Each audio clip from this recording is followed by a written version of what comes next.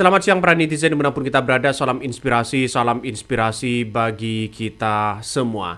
Mahfud MD membongkar habis-habisan soal bagaimana kasus di Pertamina, ya, soal korupsi, ya, yang menyebabkan hampir 1.000 triliun, ya. Kata Mahfud MD, tidak mungkin ini akan terjadi jika tanpa izin presiden. Ngeri bos ya, ngeri-ngeri sedap pada akhirnya. Kenapa saya katakan seperti itu? Karena pada kenyataannya adalah ya, apapun yang terjadi pada negara kita soal masalah hukum ya, kalau presidennya tidak setuju ya tidak mungkin akan diusut. Kenapa? Karena kekuatan sekarang ini seperti KPK, Kejagung dan sebagainya begitu kan. Ya, apalagi mengungkap kasus-kasus besar harus ya menunggu apa yang kemudian menjadi ya kebijakan-kebijakan yang ada di negara kita. Dalam artian ya presiden. Artinya apa? Artinya kalau kita dapat izin dari presiden, semuanya akan diusut. Begitu pula sebaliknya.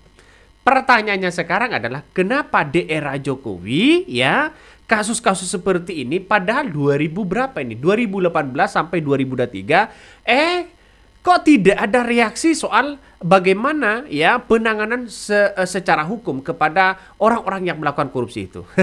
Katanya Jokowi sakti ya. Ini kan ngeri pada akhirnya bos ya. Jadi artinya apa? Artinya mungkin ya di era Jokowi agak lemah di situ ya. Secara penegakan hukum agak lemah. Maka banyak orang mempertanyakan. Ya, seharusnya kenapa Jokowi tidak memerintahkan 2018-2023? Apakah baru sekarang yang ketahuan atau bagaimana? Ini jelas-jelas di situ. Seandainya pada 2019 ketahuan, tidak mungkin separah ini ribuan triliun. Ya, mungkin hanya ratusan, mungkin hanya 1 triliun, 2 triliun begitu kan ya. Tapi ini sangat-sangat disayangkan, ya sangat-sangat disayangkan. Makanya tidak heran ya para kejagung sekarang ini memburu habis-habisan orang-orang yang melakukan korupsi begitu kan. Saya kira 1.000 triliun itu ya tidak hanya dinikmati oleh orang-orang sendirian. Pasti banyak yang menikmati itu begitu. Jadi artinya apa? Artinya secara logis begitu kan ya, pemikiran secara logis. Masa iya sebanyak ribuan triliun hanya dinikmati hanya 9 orang? Tidak mungkin. Makanya harus cek apakah ini mengalir kepada pilpres, mengalir ke salah satu orang, mengalir ke sana sini begitu kan. Ini harus benar-benar diberantas. Inilah kelemahan hukum di era Jokowi. Kenapa? Ya seharusnya kan perintahkan aja begitu kan Kejagung untuk memberantas ini semua. Karena apa? Karena saya yakin ketika menghadapi tantangan besar ya, korupsi besar, pasti ya mau tidak mau ini harus menunggu arahan dari presiden. Nah, presiden disitulah begitu kan ya untuk menindak. Kalau ditindak-tindak, ya nampaknya Jokowi hanya omon-omon aja pada waktu itu begitu kan. Tahu soal korupsi ini, tahu soal impor ini, soal impor itu, tapi tidak ada reaksi sama sekali. Pada akhirnya apa yang terjadi? Yang terjadi PHK massal, bos. Ngeri kan? Ngeri sedap ya. Jadi artinya apa? Artinya ayolah kita sadari ya bahwa di negara kita tidak baik-baik saja sekarang ini. Coba kita baca komentar dari netizen. Harus izin presiden untuk membongkar korupsi sebesar ini. Presiden bekas berarti tidak mengizinkan pada waktu itu. Ini komentar dari netizen. Banyak sekali pro dan kontra ya. Bahkan nggak mungkin Mulyono pura-pura pelangak-pelongok dong. Ini komentar dari netizen. Artinya kalau benar-benar diusut ya silakan diusut pada waktu itu begitu kan. Ya tapi sayang Jokowi dalam penegakan hukum begitu kan agak lemah. Tidak heran ketika ada adili Jokowi begitu kan ya. KPK berkedudukan langsung di bawah koordinasi presiden. Presiden ya kita berteriak semangat, hidup Jokowi, hidup Jokowi, hidup Jokowi. Silakan rakyat ya meratap ya menangis sepuas-puasnya sampai 5 tahun ke depan. Prabowo minta izin dulu ke Mulyono, entar di titik ya tertentu Gibran muncul. Saat itulah 2029 milik Gibran. Sampai segitunya ya masyarakat berspekulasi begitu. Ya, makanya saya pribadi menganggap bahwa ayolah kita bersihkan ya para koruptor-koruptor di negara kita. Salah satu yang kemudian menjadi harapan besar di situ adalah seorang Prabowo. Karena di Pertamina ini tidak hanya 1 triliun, 2 triliun, ini hampir 1.000 triliun. Ini kerugian luar biasa. Kalau ini dinikmati para pegawai-pegawai, berapa pejabat-pejabat yang ada yang 9 orang di situ begitu kan.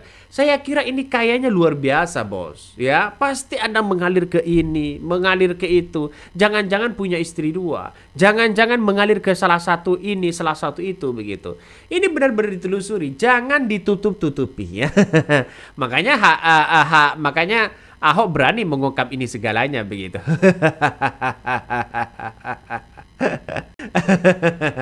Ya kita tunjukkanlah begitu kan kepada publik bahwa apa yang terjadi pada negara kita. Jadi kita tahulah bahwa persoalan-persoalan politik ya di negara kita pasti ada skandal-skandal besar.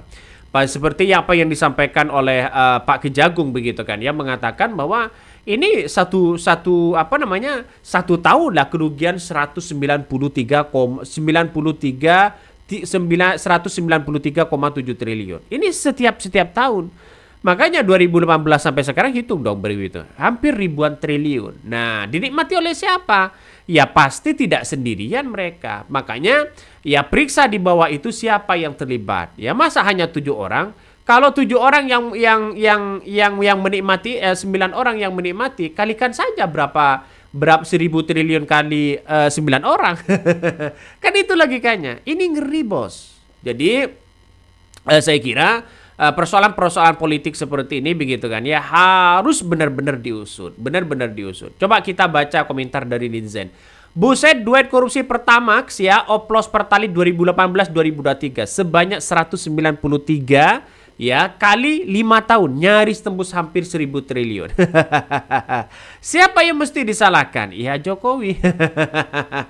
Kenapa kok Jokowi, Bang? Ya kita lihat saja presiden itu harus ya memberikan kebijakan yang super begitu kan. Memberikan kebijakan yang ketat begitu kan. Biar korupsi tidak ada lagi di situ begitu ya. Nih super tim ya, superior ya Bang, asli dari Kompi Family pelakunya. Yang lebih gila lagi ancaman hukumannya cuma 20 tahun penjara dan denda 100 miliar. Saya memang tidak percaya gaji dinaikkan lantas orang berhenti korupsi ya, korupsi penyakit seseorang. Betul. Ketika Prabowo nampaknya ingin memberikan regulasi menaikkan gaji begitu kan. Justru ini kesalahan fatal menurut saya. Kenapa Prabowo ini sekali membuat kebijakan atau aturan tidak merampas asetnya atau dimiskinkan para aset-asetnya begitu kan? Itu kan lebih tertata, lebih baik dan sebagainya.